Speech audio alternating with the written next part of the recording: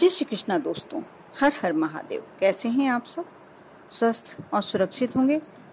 दोस्तों, गुरुवार का दिन गुरु बृहस्पति का दिन माना जाता है और जिसका गुरु ग्रह प्रबल होता है उसके जीवन में क्या क्या स्थितियां पॉजिटिव होती जाती हैं।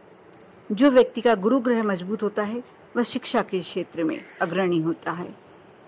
उसे कभी धन की कमी नहीं होती, पैसे की कमी नहीं होती, उसको सौभाग्य की वृद्धि रहती है। हमेशा हर क्षेत्र में, जिस भी क्षेत्र में वो कार्य करना चाहता है, सफलता ही सफलता प्राप्त होती है। ऐसे व्यक्ति के सौंदर्य की भी कमी नहीं होती। चाहे वो सुंदर नहीं कहा जाए लेकिन आकर्षक जरूर होता है। उसकी लोग बात मानते हैं, उसको मान सम्मान की प्राप्ति होती है। ये सारे कार्य तभी होते हैं जब आपका गुरु ग्रह मजबूत हो। यदि गुरुवार के दिन कुछ नियमों का पालन किया जाए तो व्यक्ति का गुरु ग्रह मजबूत हो जाता है। जैसे बहुत सहज सी बात है, सबसे प्रथम गुरु आपका कौन होता है? आपने जब जन्म लिया उसके बाद पहली शिक्षा किसने दी? आप कहेंगे स्कूल में गए थे? नहीं, सबसे पहला गुरु आपके माता पिता चलना सिखाते हैं, खाना सिखाते हैं, बोलना सिखाते हैं। यानी सबसे मुख्य बात यह है, यदि आप अपने घर के वरिष्ठ व्यक्तियों को सम्मान देते हैं, उनसे हर कार्य आज्ञा लेकर करते हैं, उनको जितना सम्मान मिलना चाहिए उतना सम्मान देते हैं, उनका ध्यान रखते हैं, तो आपका गुरु ग्रह प्रबल हो जाता है। और वैसे ही आप अपने गुरु को, जिसने प्राथमिक शिक्षा दी, आप जिस स्कूल में गए, और जो भी आपका गुरु है उसका सम्मान करना चाहिए। जो भी आपको ज्ञान देता है, जहाँ से भी आपको ज्ञान प्राप्त होता है, वह आपका गुरु कहलाएगा, उसका सम्मान करना चाहिए। ये तो ही साधारण सी बात।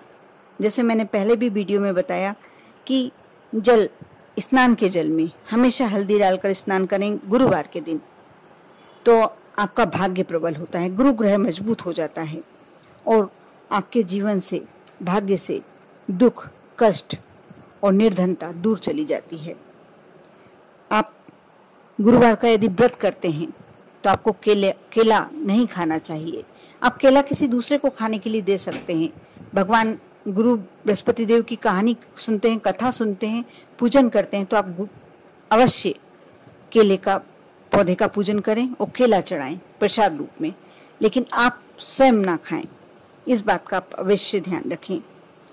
दूसरी बात यह है कि गुरुवार को घर में पोछा नहीं लगाना चाहिए। हर गृहिणी को मालूम होना चाहिए कि आप 7 दिन में से 6 दिन अवश्य पोछा लगाएं, लेकिन गुरुवार के दिन को छोड़ दें।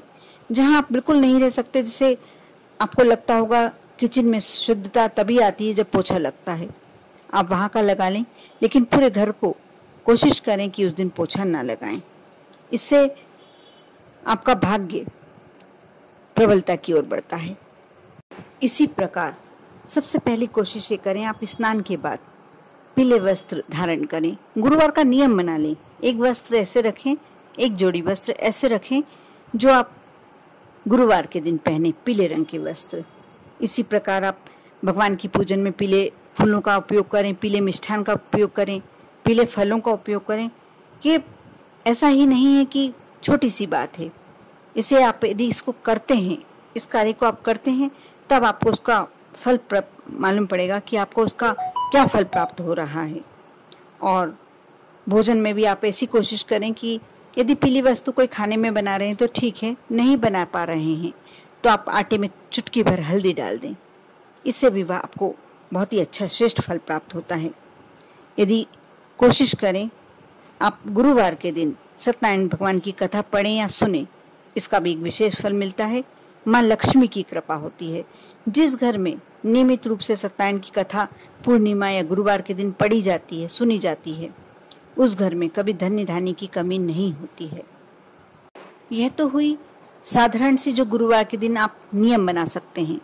अब जो मैं कार्य बताने जा रही हूँ, आप चाहते हैं कि आपके यहाँ से बिल्कुल समस्याएं समाप्त हो जाएं, दुख दर्द खत्म हो जाए, क्लेश दूर हो जाए, बीमारियां यदि जो बहुत बड़ी बड़ी बीमारियां हैं कम होते होते समाप्त हो जाएं, और धन का स्रोत, धन के आगमन का स्रोत बढ़ जाए।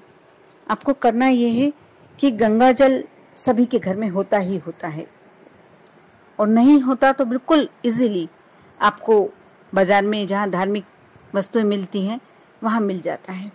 आप एक शीशी गंगा जल बुला लें और गुरुवार के दिन स्पेशली थोड़े से गंगा जल ले लें, उसमें चुटकी भर हल्दी डालकर अपने पूरे घर में छिड़काव करें और मुख्य दरवाजे पर इस हल्दी के से स्वास्तिक का चिन्ह बनाएं। यदि आपके परिवार के सदस्य आपका कहा मानते हैं तो इस हल्दी का तिलक अवश्य, गुरुवार के दिन हल्दी का तिलक अवश्य लगाएं। यह आपके भाग्य खोलने का पूरा बहुत ही सुंदर तरीका है, बहुत ही प्रबल तरीका है। आप यदि गुरुवार के दिन हल्दी का तिलक लगाते हैं तो जिससे भी मिलते हैं वह आपकी बातों से इम्प्रेस होता है, आपकी बातें सुनना चाहता है, आपको मान सम्मान धन सभी की प्राप्ति होती है। इसके साथ साथ एक और कार्य करना है। गुरुवार के दिन विशेष करके तुलसी के पौधे का बहुत महत्व होता है, पीपल के वृक्ष का बहुत महत्व होता है। आप तुलसी में जल समर्पित करते ही होंगे। थोड़ा सा कच्चा दूध पहले समर्पित करें। जल में आपको करना यह है कि थोड़ा सा गंगा जल मिलाएं, 3-4 बूंद गंगा जल मिलाएं, उसमें चुटकी भर हल्दी मिलाएं और माँ तुलसी को समर्पित करें।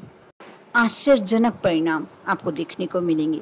इसके साथ साथ आपको पीपल के वृक्ष में, क्योंकि पीपल के वृक्ष में उस दिन माँ लक्ष्मी और भगवान विष्णु का वास होता है, लेकिन करना आपको उसकी जड़ में ही है। पीपल के वृक्ष की जड़ में आप जब भी आपको टाइम मिले, सुबह शाम को जब भी, एक घी का दीपक समक्ष लगाकर और थोड़ा सा गंगा जल उसमें हल्दी मिलाकर और थोड़ा सा कच्चा दूध अलग से रख के ले जाएं और पहले कच्चा दूध समर्पित करें। उसके बाद हल्दी, आप चुटकी भर के हल्दी भी डाल सकते हैं या पानी में घोल के भी मिला के डाल सकते हैं, पीपल के वृक्ष की जड़ में समर्पित करें। और यदि आपके घर में कुछ पीला मिष्ठान नहीं है तो आप गुड़ ले आ सकते हैं। गुड़ और थोड़ी सी चने की दाल गलाकर आप पीपल के वृक्ष में डाल दें। जैसे जैसे चींटियां भक्षण करेंगी, जैसे जैसे उस चने की दाल को और गुड़ को चींटियां खाएंगी, आपने समर्पित किया है माँ लक्ष्मी और भगवान विष्णु की तो कृपा होगी ही होगी, लेकिन जैसे जैसे वहाँ रहने वाले जीव कीट उस गुड़ का और चने की दाल का भक्षण करेंगे, वैसे वैसे आपके यहाँ धन आने के रास्ते बढ़ने लगेंगे। बहुत ही सरल उपाय है, और क्योंकि गंगा जल श्रेष्ठ है और आपने शायद भागवत कथा सुनी होगी तो उसमें कहा भी है, भगवान कृष्ण ने स्वयं कहा है कि वृक्षों में पीपल का वृक्ष में हूँ। और जब गुरुवार के दिन भगवान विष्णु का वास, माँ लक्ष्मी का वास पीपल के वृक्ष में होता है, वैसे तो 7 दिन ही होता है, लेकिन विशेष करके गुरुवार के दिन माँ लक्ष्मी का वास होता है, भगवान विष्णु का वास होता है। आप जब हल्दी मिश्रित, गंगा जल मिश्रित जल समर्पित करते हैं, कच्चा दूध समर्पित करते हैं, घी का दीपक जोते हैं, तो आप मान कर चलिए कि आपके घर में लक्ष्मी को आने से कोई नहीं रोक सकता, सुख समृद्धि को आने से कोई नहीं रोक सकता, आपके जीवन में ऐश्वर्य में वृद्धि करने से कोई नहीं रोक सकता। आप विश्वास करके ये उपाय करें। बहुत ही छोटे छोटे उपाय हैं, कोई न मंत्रों का जाप है, न आपको बहुत देर तक पूजन करनी है, बस छोटे छोटे कार्य करना है, थोड़ा सा समय निकालना है, कर देखें, विश्वास बनाए रखें। विश्वास के साथ यदि आप ये कार्य करेंगे तो ये मानकर चलिए कि आपको सभी तरह के सुख तो प्राप्त होने ही होने हैं। कर देखें। ओम नमः शिवाय।